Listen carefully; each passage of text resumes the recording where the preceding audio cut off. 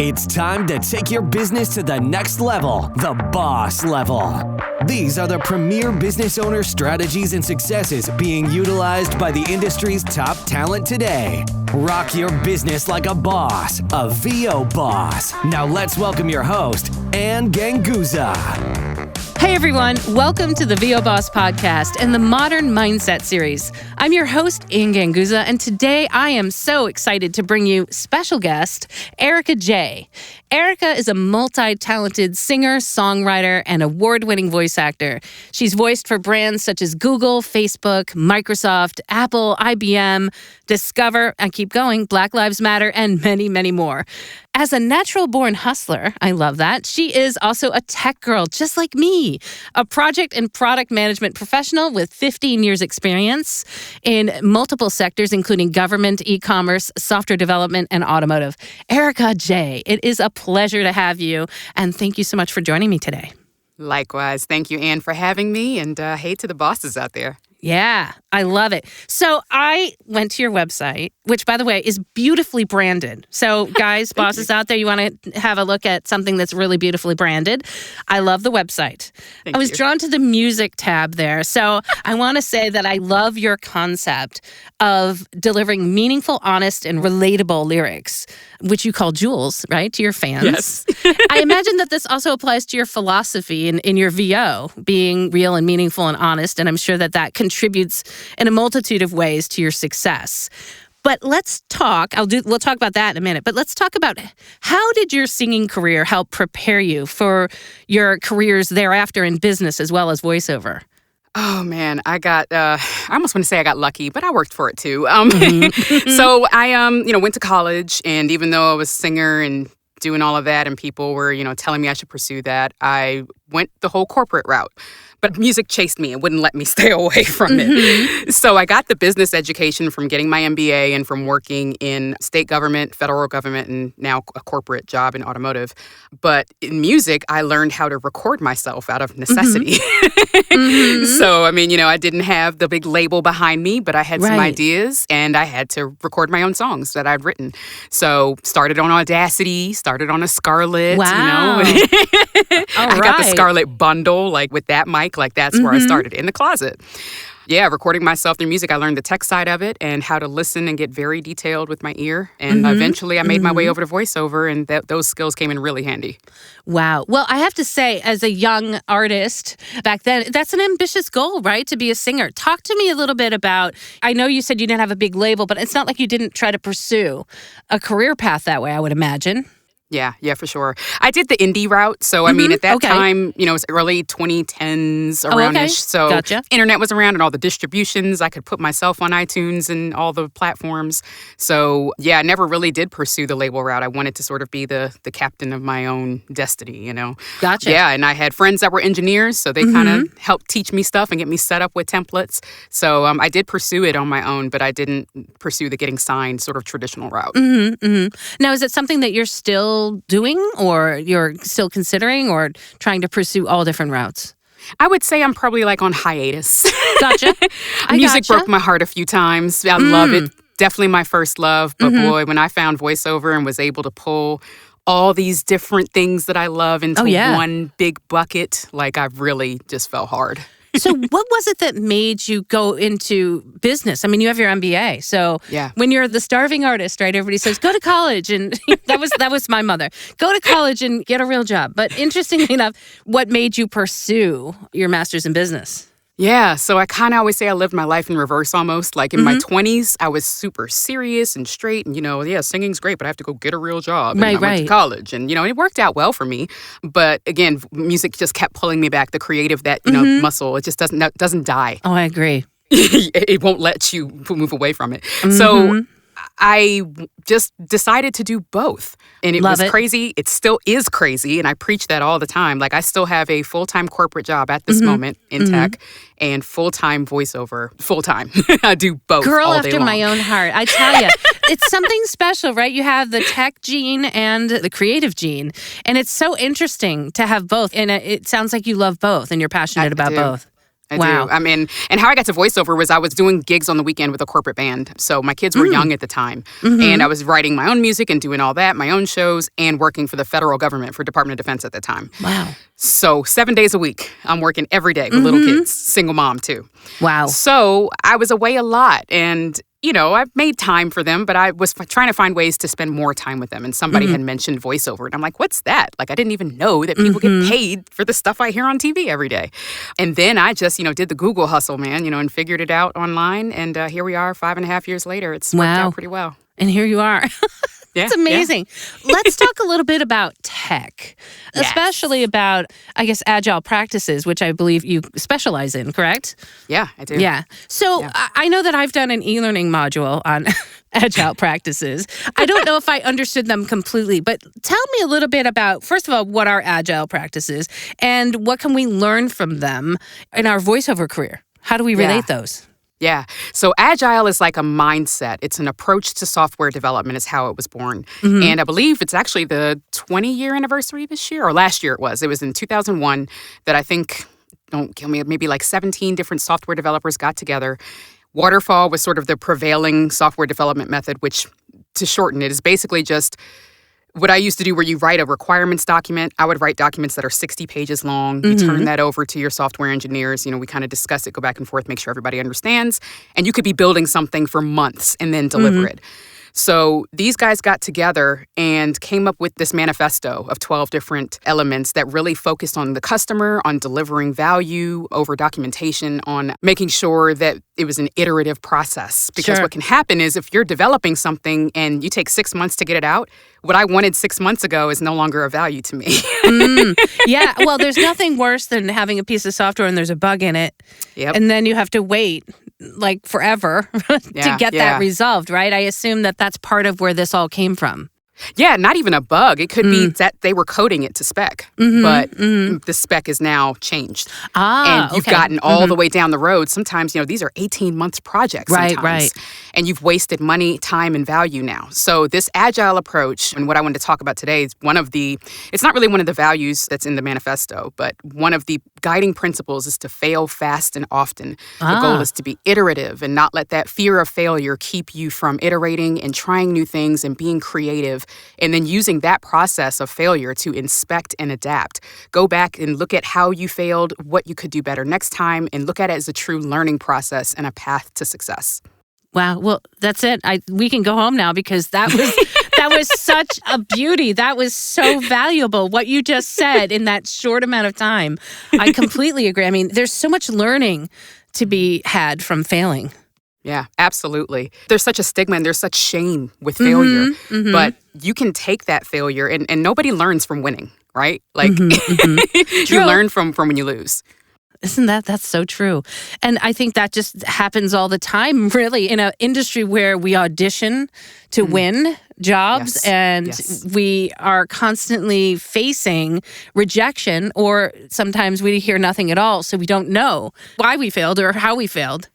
Oh, man. Yeah. As creators, as voiceover talent, as entrepreneurs in general, like it goes so much wider. And Agile was born from software development, but it really can be applied to so many different areas of life, of business, and just learning how to take that failure and be resilient and, exercise your grit. I just saw the TED Talk on Angela Duckworth. I don't know if you've heard of her. And she referenced the growth mindset and, how grit is really that willingness to fail and to be wrong so that we can learn from it. And man, if we don't face it every day with auditions. Right?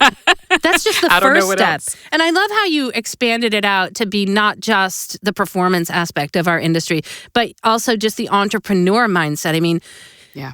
I can't tell you after so many years of being in this industry and how many times I've failed. And I like the whole iterative process of fail fast because I've always thought of it as, well, I just kind of change direction, right? I never, in my brain, I don't say I've failed. I say, well, I need to just change direction.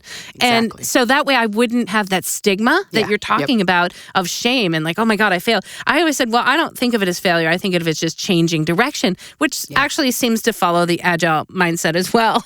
Absolutely, it does. Yeah. Yep. So how have you learned from that in your voiceover career? Because now, how long have you been doing voiceover?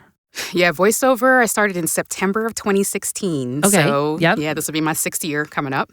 How have I learned? My goodness. So even when I was doing music, when I was singing and doing all of that, I did approach it as a business. So I've actually had my LLC since 2015. Okay. So I always approach that as investing in myself and looking for an ROI and trying to make the business money that I was making fund the expenses that I had for the business. Wasn't like that for a long time. I was putting in personal money. Right? I had business debt. And honestly, just in the past year, I'm going to be really vulnerable and transparent right now. I paid off $50,000 of business debt. That was a failure. But that means so much to me that you were vulnerable like that. Yeah. And you were able to say that because that's going to really help so many bosses out there that, look, I remember, and my vulnerability is my first year at full time in voiceover, I made like $12,000 for same. the year. Like it was not, Same. it was just, people was are bad. like, oh my God, I'm making 6 figures or whatever. No, my first year, and I worked my tush off. Yes. That first Yep. year, I've known to be a workhorse myself. I feel like Same. we're soul sisters in that Oh, area. God. Yeah, And yeah. questioning in the beginning, like, oh my gosh, am I going in the right direction? I remember sobbing one day. Everything just came down on me. And I'm like, I don't even know if this is where I should be. Yeah, Oh, and bless that your I heart. had given up. Now, see, for me, I had given up my career in tech. I was a teacher tech, so I was kind of Yeah. the same thing, kind of that technology and creative in the same area. I finally said to my husband, well, let's move to California and I'm going to quit my cushy corporate educational secure tech job and just Yep. going to do full-time voiceover. And that was just a leap of faith. Yeah. I mean, thankfully I put into motion, we had a plan. I mean, I had that financial Always. cushion that allows you to do it. But I did it in 2008, which was the worst Yes. year. To Oh, like God, yeah. Oh, stop. 08. And if you're in tech, you know that if you are out of tech for a couple of months, that's it. Oh. You're old. You're dead wood. That's like you've Yeah. lost You will any not kind be of up to speed. No. I said, oh, God, I just need to rest. Give me like 3 months. I gave it 3 months and then nobody would talk to me. It was 2008 and it was like, wow, you cannot stop in tech because otherwise you just, you're not up to speed. And, I couldn't even get interviews. And I was like, Yeah. well, okay, so I got to make this voiceover thing work. And worked my butt off. And I like that you said it's years. It's not like an overnight, like getting your ROI is just, you have to have, I think, the wherewithal and the grit to kind of just survive that and just keep trying things, failing fast, right? And trying something else. And that was the failure, is that, I knew that I was going to need, different classes to take. And, a lot of that was music as well. Like, the video that you and I were chatting about before, that costs money. Beautiful video. Thank you. Yeah, bosses, just go to Erikka's page. She's got some really awesome videos and you have a beautiful voice, so. Thank you. I mean, quality was really important to me. Yes. So, you'll see it, but so boy, I paid evident. for it. Oh, yeah. So I told my husband, come over here and look how beautifully shot this video is, let alone how awesome the whole performance and the storyline.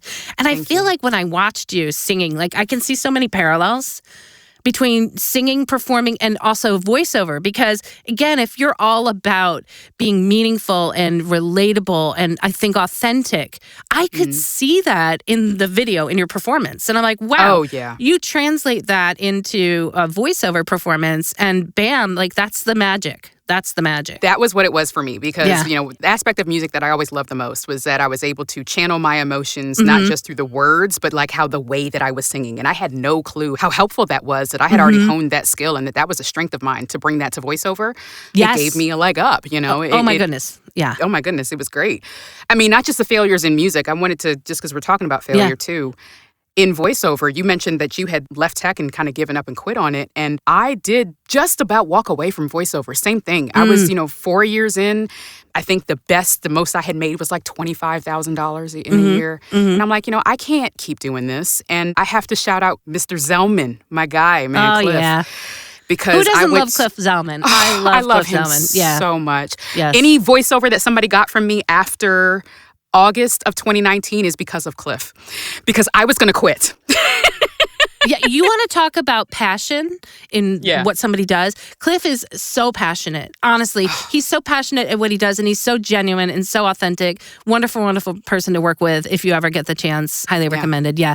And I can see him, like he almost could be a motivational coach. Right. Because he is that passionate. Now, you work full-time, you say, at your corporate job, and you're doing voiceover as well. Yeah. And you have a family. So yes. What's the fail first kind of... Does that translate into every aspect of your life as well? 4-letter word, yes. Yep. So all of this really kind of kicked up for me when I started working full-time from home with the pandemic. So that's where I was able to, really dive in and give all my other time to voiceover and still be able to maintain both because I was home all the time. The failure there was, and I'm still learning about the self-care aspect, but I kind of really put my family on the back burner for a while. In my relationship with my boyfriend, we had to really work through that. I'm a hardworking woman, and he hadn't been with a woman that was as ambitious as I was before. And I kind of dove in probably a little too hard, where I had to learn that you have to live life to be able to give good voiceover. Oh, yeah. Yeah, right? It can't all be the work. You've got to rebuild that creative... Yeah, spark, I think. And if you work... You've got to have experiences, Yeah, you're talking to a workaholic. I get it. I totally get it. And you're right. There's always that balance. And I think I need to sit back and continually remind myself of that balance as well, because I'm like, look, I just want to get to this place. I might be retiring in 15 years. And so I don't want to have to worry about... how am I going to pay the mortgage, or I want to go travel? And so I'm always working towards something. And I think that a modern mindset of fail fast, I love that. You just twisted that for me. Fail fast. Give me an example of a fail fast that worked in your favor, because rather than, I completely give up voiceover. No, let's just change direction. I could talk a little bit. I saw that P2Ps was something that you guys recently talked about on here as well. So my approach and my philosophy whenever I talk to people about those is I feel like they are a lead source. Just like people go to Google to go look, they go to those sites and they're essentially search engines. LinkedIn is a search engine. So there are some that maybe work better than others, and some that maybe don't work as well. My approach was to track my ROI as I went, if I was to pay for a higher level tier. So if I pay for one and, I'm waiting and I'll see if I need to cancel, if I need to renew the next year, rather than sort of throwing all your eggs in one basket and saying, I'm just going to do stuff for my agents, trying different avenues as lead generators for work. Got it. And I keep a close eye on that. And I think it's all about lead generation, isn't it, really? Absolutely. To be successful in this voiceover industry. I mean, because the entrepreneurial, the fear factor is that we don't necessarily know what work is coming in every single day. So being able to secure maybe a steady flow of possibilities, right? And us acting on those possibilities, like the auditions or even just having people find us. That is, I think, the hardest part about being a voiceover actor and making that a full-time gig, is that you don't know where the next paycheck is coming from. You don't know where the next client is coming from. And having a lead generation software, you consider your P2P a lead generation software. Exactly. And even your website, like I said, again, I'm going to go back to your website because I worked in tech and I worked on websites back in the day. I would never do it today. I hire people. But knowing a good website when you get to it and establishing know, like, and trust. People hire people they know, like, and trust. Your website is your online personification of your storefront. And that storefront, if presented correctly, can be an immediate, I immediately said, yes, that girl is who I want to hire. And it was a visual. I didn't even listen to anything yet. I went to your website and I said, there she is. It's just stunning. It's the attitude, the confidence, and now everybody should be rushing over to your website. And but it's so true. It's just so well done. I don't know if you had a website before. And for me, there's versions of my website that were failure, fail fast, and let's switch it up. Let's see what's working. Yeah. That's another thing that people come in. It is a first impression. And if that first impression is a fail, switch it up. You're done. Switch it up. You're done. Yep. Just move on to the next. Yeah, it honestly has such an effect on first impression. Yeah, she looks like someone I could absolutely trust. And she's just got the goods. I want to work with her. Thank you. And yeah, another piece of that is it's the fail fast and often. So when you bring up my website, and it's so funny, and I appreciate the compliments, I did build that site myself on Squarespace. Damn. And I'm in the process of having it professionally redone because, like you said, I'm like, I'm good. The back end piece, to make it really fast. That's not my area of genius. So I'm paying people for that. Well, but it still works. Yep, absolutely. It still works with that first impression, right? It's just like, just bam, that first page. And that made me want to go investigate more. Yeah. And what I've done to kind of figure out what works is playing with the SEO in there, which I know you love to talk about, and so do I, because I love passive ways of generating leads. Oh, absolutely. I want to be in the booth. I don't want to go chase clients. Isn't that the truth? Like, it just saves so much time. I'd rather have someone find me first. Yes. That whole SEO thing, especially if it's organic, right? That's all fail fast. Yeah. And Absolutely. keep adjusting and keep evolving. And it's not hard if you're doing organic SEO. And I don't know if I would pay people to do SEO other than having somebody maybe writing press releases and, doing that kind of thing. That is something, again, that can really affect your success in the business. And, success begets success. I keep saying that lately. Yeah. And I think that it just becomes this wonderful ball of energy. Which, absolutely. When it happens, if you do fail, I always think it's failure on a smaller level, maybe. It's not a huge fail. Yeah. When you work with fail fast, I think they're tiny failures. Yes, and they're always something that you feel that you can overcome. And I think the confidence of that is so much better than, oh my God, I have failed in a huge way. Let's just, P2Ps just don't work. Let's give them up. Or I can't get any work. Let's give up voiceover. That's a big fail. You don't want the big fails. You want the little fails that you still have the confidence that, you know what, maybe if this doesn't work, I'll just try this next. And that way it keeps the momentum going. And that is the exact rationale behind Agile, is that it's not saying go ahead and do the big failures. It's saying if you are more iterative in your approach as to how you're developing or how you're managing your business or how you're approaching your auditions, then when you have those failures, they're smaller and you can contain them and recover from them faster and find the success. So yeah, you got it, Ann. You know I Agile. love that. Look at that. See, now I know Agile. Well, how cool is that? So then if we apply this to our businesses, and here's where the creative, because I like having the 50-50 brain, right? Because the tech in me says, let's solve a problem. If it's not this, it's this. Or let's try this. This could be the other solution. And that's where I think that left brain, right brain thing helps, because it does help you fail in smaller ways. And sometimes when I work with people who are completely creative or just come from a creative background, it becomes an all or nothing, almost dramatic sort of failure or success. I think that the small fails is where it's helped me, and just having a little bit of that tech brain. And that's why I like the entrepreneurship of the industry, because so you've got the kind of the best of both worlds, right? You've always been an entrepreneur, but now you're also working corporate. So there's a dependability factor there for you, right? You go to work every day, you know what to expect. Hopefully you're getting a paycheck every other week or whatever that is, right? And that gives you the confidence to really take risks in an entrepreneurial endeavor, because you've got a little bit of that cushion. Exactly. Yep. And that was the goal. And that's what I tell people is there's this stigma of you have to be either or.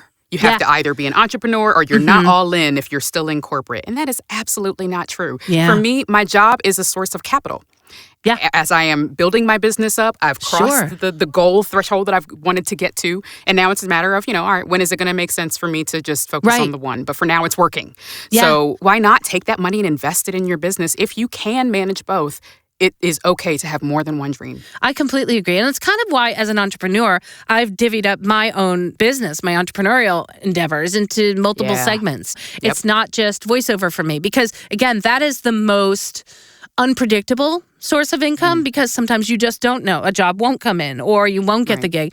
So building up those other revenue streams on the side, whether you're doing it as an entrepreneurship or it's a corporate or a part-time job. I mean, when I went full-time, I did have a part-time job. I was an office assistant, and that gave me the money that helped pay the bills.